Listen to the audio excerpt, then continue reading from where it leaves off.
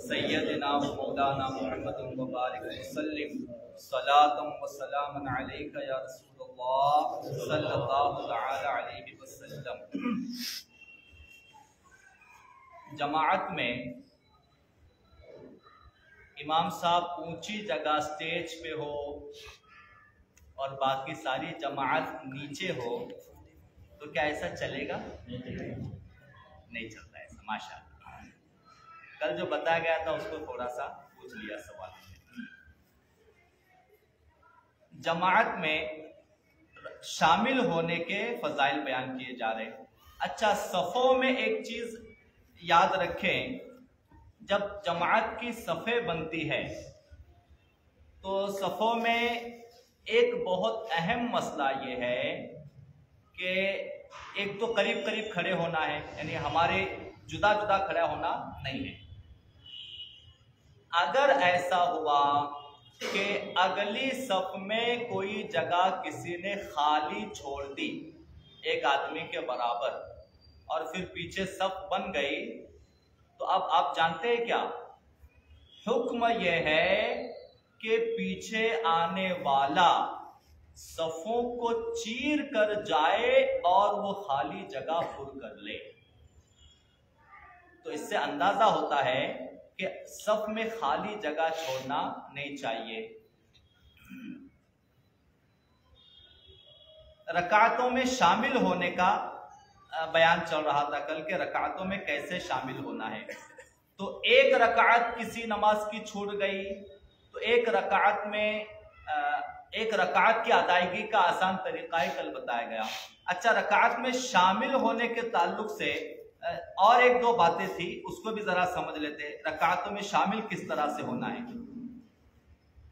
रकात में शामिल होना कल ये बताया गया दो चीजें हैं कि पहले तो नीयत सही, यानी इमाम रुकू में है तो दो चीजों का ख्याल रखिए। पहले तो नीयत सही करना है और दूसरा हाथ बांधकर खड़े होना है बाकायदा।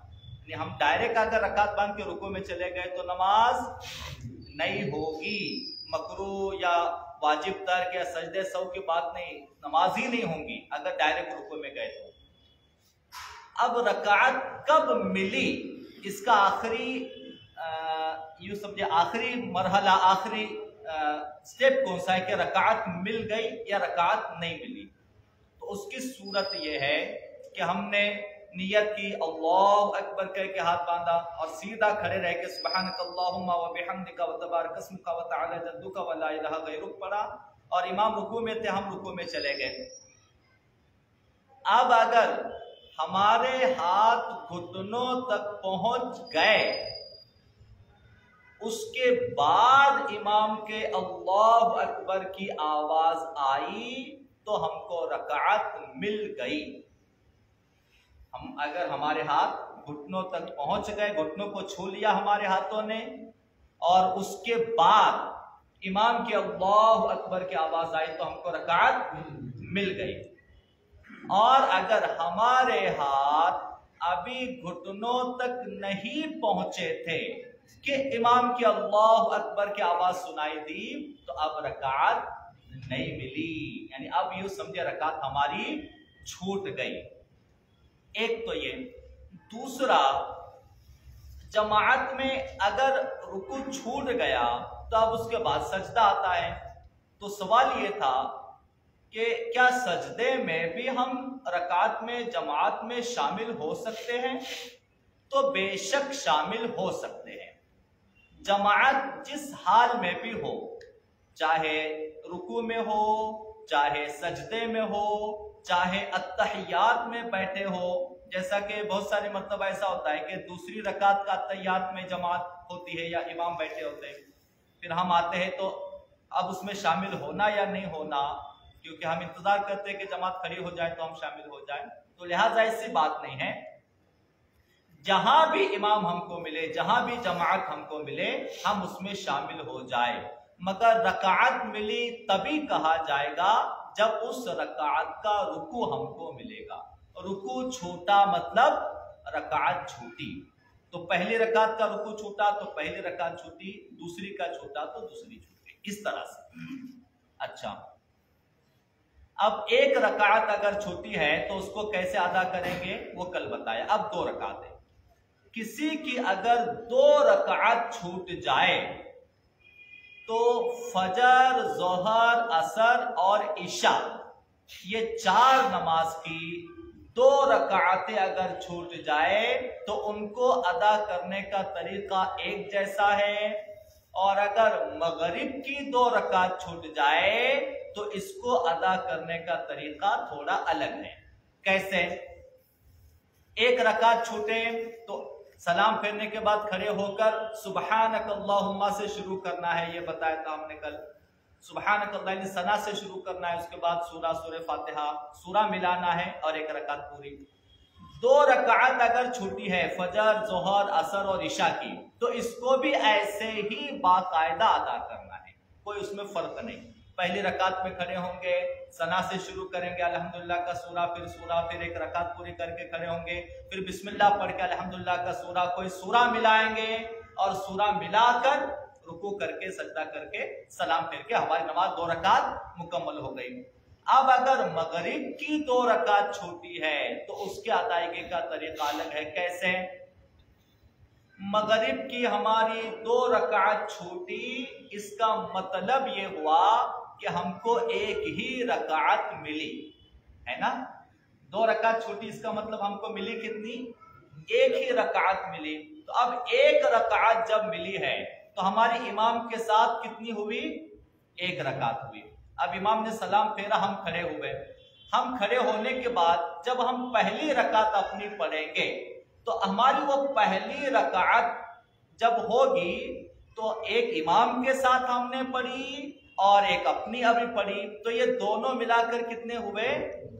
2 रकातें हुई। अब जब दोनों मिला के 2 हुई तो 2 रकात के बाद अत्तहियात में बैठना है, यानी कायदे में बैठना है। तो मगरिब की अगर 2 रकात छूटे तो उसको अदा करने का तरीका ऐसा कि पहली रकात जब हम खड़े होकर अपनी अदा करेंगे तो पहली रकात में अत्तहियात में बैठना है, अत्तहियात पढ़ के फिर खड़े होना है और फिर और 1 रकात पढ़नी है। और ये जो दोनों रकातें पढ़ेंगे, दोनों रकातों में अल्हम्दुलिल्लाह के बाद सूरा मिलाना है। एक आसानी से समझने के लिए समझिए, सूरा कौन सी रकात में मिलाना और कौन सी रकात में नहीं मिलाना, इसको समझने का आसान तरीका है। वो कैसा कि इमाम पहले की 2 रकात में सूरा मिलाते हैं ना अल्हम्दुलिल्लाह के बाद, और उसके बाद की 2 रकात या 1 रकात में सूरा नहीं मिलाते। तो आसान तरीका ये कि इमाम के साथ जो रकात हमारी छूटी, अगर वो सूरा मिलाने वाली छूटी है तो हमको सूरा मिला के पढ़नी है, और अगर बगैर सूरा यानी अल्हम्दुलिल्लाह वाली सिर्फ छूटी है तो अल्हम्दुलिल्लाह उसमें पढ़ना है। जैसा कि 3 रकात, 2 रकात का तरीका समझ गए, 1 रकात और 2 रकात छूटे तो तरीका समझ गए। अब 3 रकात छूटे तो 3 रकात अगर छूटे तो अब मगरिब का तरीका अलग हो जाएगा, और फजर तो 3 छूट ही नहीं सकती, जोहर, असर और इशा का तरीका अलग हो जाएगा। कैसे? अब हमारी 3 रकात अगर छूटी, जोहर, असर या इशा में छूटेगी, जाहिर सी बात है। तो 3 रकात अगर छूटी तो इमाम के साथ हमने कितनी पढ़ी? 1 ही पढ़ी इमाम के साथ। इमाम के साथ 1 पढ़ी, इसलिए अब जब हम इमाम के सलाम फेरने के बाद जब हम खड़े होंगे तो अब हमारी ये पहली रकात छूटी हुई होगी। तो इमाम के साथ 1 पढ़ी और अब हम जो पढ़ रहे वो 1, तो ये कितनी हो गई? 2 हो गई, यानी 2 रकात के बाद अत्तहियात होता है। तो अगर 3 रकात हमारी छूटी जोहर, असर या इशा में, तो हम जब अपनी अदा करने को खड़े होंगे तो पहली रकात के बाद कायदा करेंगे या तहियात पढ़ेंगे। और अपनी रकात अदा करने खड़े होते हैं तो जब हम खड़े होते हैं तो वो हम अपनी रकात हमेशा शुरू से शुरू करते हैं, यानी हम वो पढ़ेंगे, अब हमारी वो पहली रकात पढ़ेंगे हम। तो 2 छोटी है, 3 छोटी है या 4 छोटी है, तो हम जब अपनी सलाम फेरने के बाद जब हम अपनी शुरू करेंगे تو پہلے سے شروع کریں گے، پہلی رکعت دوسری رکعت، تو رکعت ایک چھوٹی ہو چاہے دو چھوٹی ہو چاہے تین چھوٹی ہو، یہ یاد رکھے کہ ہماری پہلی دو رکعتوں میں الحمدللہ کے بعد سورہ ملانا ہے اور آخر کی رکعت میں سورہ نہیں ملانا ہے۔ بالکل آسان ہے سمجھنے کے لیے، جیسا تین رکعت چھوٹی، اب اس میں ایک چیز، تین رکعت اگر چھوٹی ہے تو ہم ایک رکعت کے بعد التحیات میں بیٹھیں گے اور وہ ایک رکعت میں الحمدللہ کے بعد سورہ ملائیں گے، التحیات کریں گے، التحیات کے بعد کھڑے ہوں گے اور التحیات کے بعد جو ہماری رکعت پڑھیں گے وہ ہماری چھوٹی ہوئی رکعت دوسری ہوگی، لہذا التحیات کے بعد کھڑے ہو کر اس رکعت میں بھی الحمدللہ کے بعد سورہ ملائیں گے اور پھر آخر کے ایک رکعت جو ہوں گی اس میں سورہ الحمدللہ کے بعد نہیں ملائیں گے۔ سمجھ گئے نماز کی ادائیگی؟ اور چار رکعت اگر چھوٹے تو چار تو ایک دم ترتیب ہے، اس میں تو کوئی مسئلہ ہی نہیں ہے۔ 11 منٹ ہو چکے ہیں۔ ان اللہ وملائکتہ یصلون علی النبی یا ایھا الذین آمنوا صلوا علیہ وسلموا تسلیما۔